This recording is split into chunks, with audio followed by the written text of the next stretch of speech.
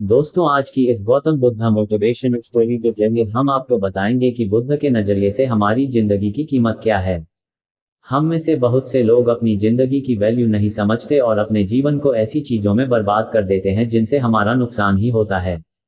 कुछ लोग अपनी जिंदगी शराब के पीछे बर्बाद कर देते हैं तो कुछ लड़कियों के चक्कर में और कुछ अपनी सारी जिंदगी पैसा पैसा करके बर्बाद कर देते हैं। आज की इस बुद्धा के जरिए आप जानेंगे कि हमारी जिंदगी कितनी कीमती है और हमें अपनी इस कीमती जिंदगी को किस तरह जीना चाहिए।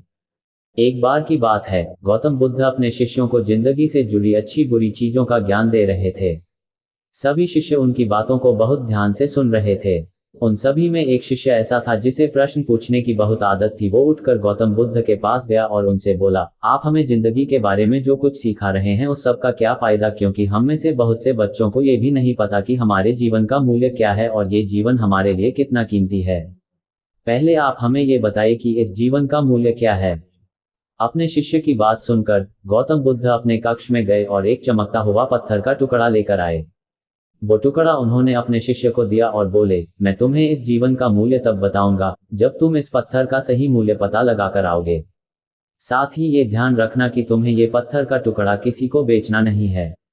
गौतम बुद्ध की बात मानकर वो शिष्य बाजार की तरफ चला गया।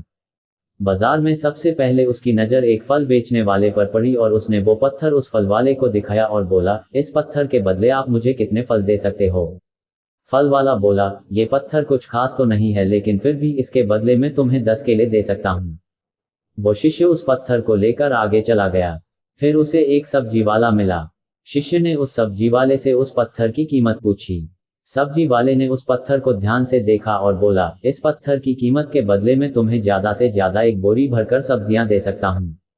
इसके बाद वो शिष्य उस पत्थर को लेकर एक सोने के व्यापारी के पास गया। उस पत्थर की टुकड़े की चमक देखते ही उस सुनार ने उसकी कीमत 100 सोने के सिक्के लगाए। शिष्य ने वो टुकड़ा बेचने से मना किया तो वो सुनार उसके बदले 200 सोने के सिक्के देने को भी राजी हो गया। लेकिन शिष्य ने वो पत्थर नहीं बेचा।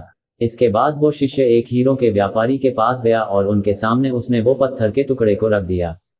उस पत्थर को देखते ही हीरों के व्यापारी ने एक साफ कपड़ा बिछाया, उस पत्थर को उसके ऊपर रखा, फिर उसकी परिक्रमा की और हाथ जोड़कर उस पत्थर को कपड़े में लपेटते हुए वो बोला, तुम जिसे मामूली पत्थर समझकर उसकी कीमत पूछ रहे हो, असल में ये एक बेशकीमती रूबी है।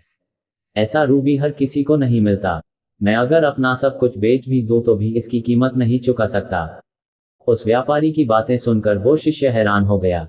वो दौड़ा दौड़ा सीधा बुद्ध के पास आया और उन्हें उसने जो कुछ भी बाजार में हुआ वो सब बताया। उसकी अचरज भरी बातें सुनकर गौतम बुद्ध बोले, तुम्हारे सवाल का जवाब इस रूबी की कीमत में ही छिपा है। हमारा जीवन भी एक रूबी है, रूबी की तरह ये भी बेशकीमती है, लेकिन हम इस बात को हमेशा नजरअंदाज करते हैं और अपने जीवन का मूल्य नहीं समझते।